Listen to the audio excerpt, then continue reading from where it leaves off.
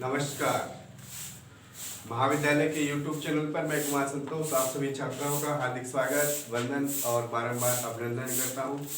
इसलिए छात्राओं, आज पुनः हम हाजिर हैं आपके पाठ्यक्रम में सम्मिलित एक महत्वपूर्ण प्रकरण को लेकर, और जो प्रकरण का नाम होता है अलंकार परिचय।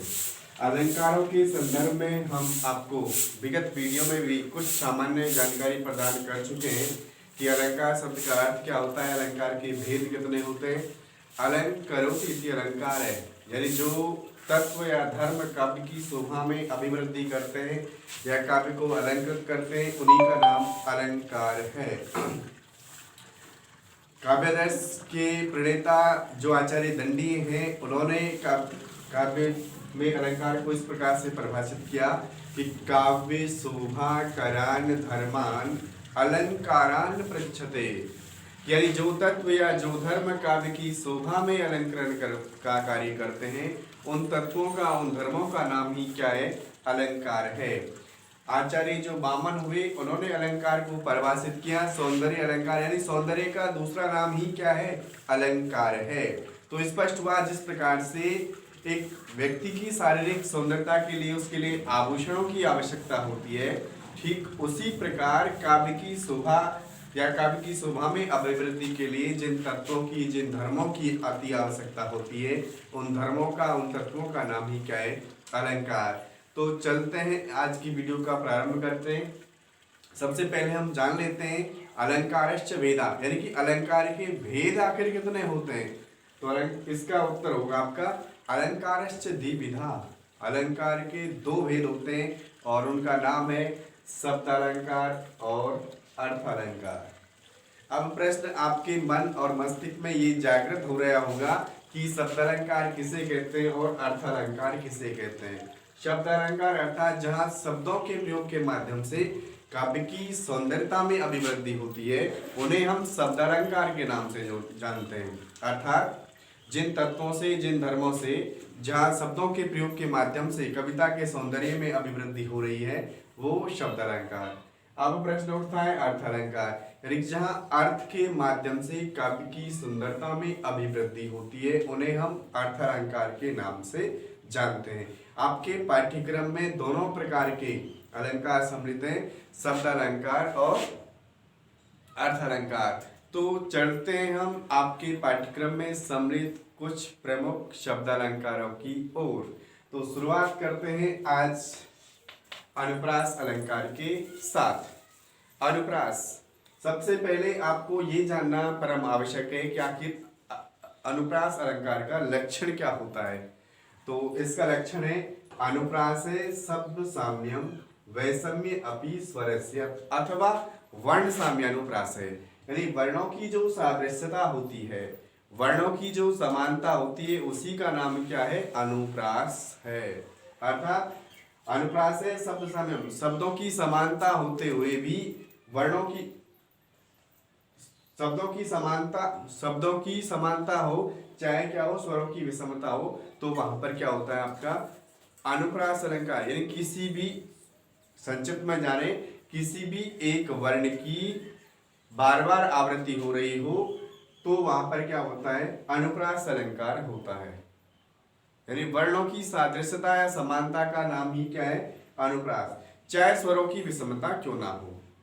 यानी स्वर कोई से भी हो सकते हैं, लेकिन वर्णों की आवृत्ति क्या होनी चाहिए, बार बार होनी चाहिए। तो वहां पर आपका अलंकार होगा कौन सा, अनुप्रास अलंकार। अब देखते हैं हम इसके उदाहरण की ओर चलते हैं। उदाहरण क्या है, लता कुंजम गुंजनम मंदम वदली पुंजम चपलयन रमा समालिंगम नंगम द्रुतम अरम नंगम प्रवलयन मरुन मंदम मंदम दलितम अरविंदम तरलयन रजो वृंदम बिंदन कीर्ति मकरंदम दिशि दिशि।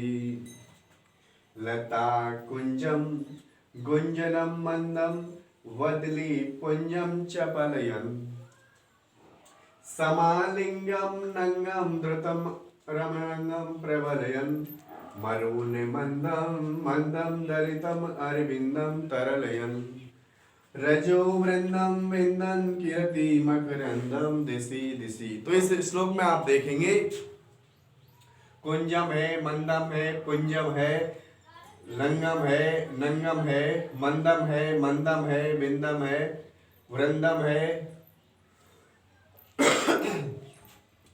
मकरंदम है और दिशि दिशि। यहाँ एक ही वर्ण की क्या हुई है, बार बार आवृत्ति हुई है। बार बार एक वर्ण की आवृत्ति होने के कारण यहाँ पर आपका कौन सा अलंकार का प्रयोग होगा, अनुप्रास अलंकार का प्रयोग हुआ है। इसलिए स्पष्ट है कि एक वर्ण समुदाय की बार बार आवृत्ति हो रही है, चाहे स्वरों की विषमता हो, यानी कि वर्णों की सदृशता का दूसरा नाम ही क्या होता है, आपका अनुप्रास अलंकार होता है। तो स्पष्ट है इस श्लोक में किस अलंकार का प्रयोग हुआ है, अनुप्रास का। वैसे ये जो आपका श्लोक है इसमें श्रृंगार रस से उत्प्रोत है और वसंत कालीन जो ऋतु होती है उसका बड़ा ही नैसर्गिक वर्णन किया गया है श्रृंगार रस में। तो स्पष्ट है कि यहाँ पर कौन सा अलंकार हुआ आपका, अनुप्रास। अनुप्रास का लक्षण आपको ध्यान है कौन सा, वर्ण साम्यानुप्रास है। अब चलते हैं आपके यमक अलंकार की ओर। यमक, यमक शब्द इसका शाब्दिक अर्थ क्या होता है, जोड़ा, युगल, युग्म होता है। यानी कि इसका लक्षण है सत्यर्थे पृथक अर्थाया स्वर व्यंजन सहेते क्रमेण ते नैवावृत्ति यमकम विनिगतते।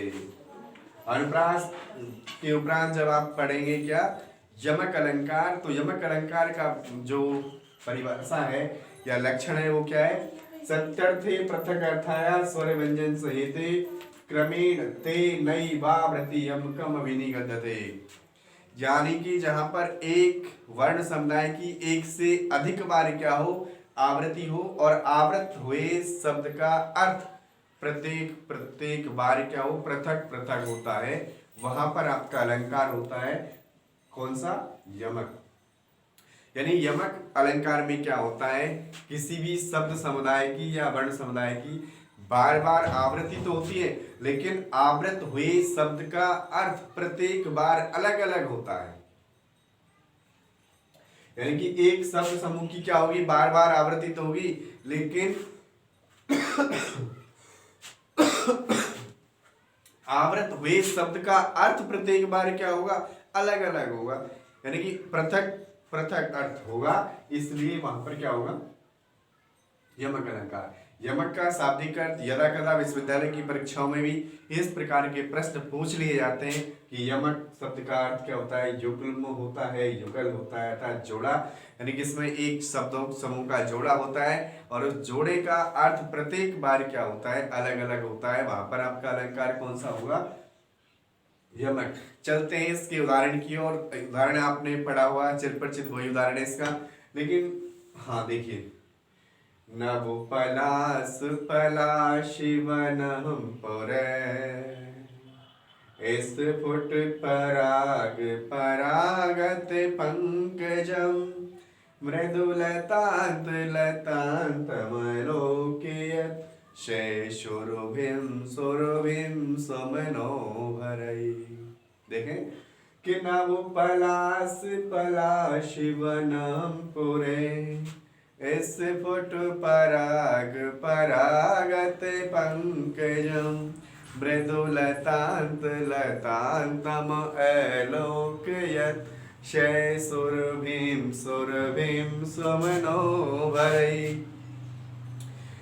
तो इस श्लोक में देखेंगे आप पलाश पलाश, पराग पराग, लतांत लतांत, सुरभिम सुरभिम, इन शब्द समूह का क्या हुआ है, एक से अधिक बार आवृत हुआ है। एक बार इनका शब्द सार्थक है, एक बार निरर्थक है, अर्थात एक बार इनका अर्थ अलग है, एक बार अलग है।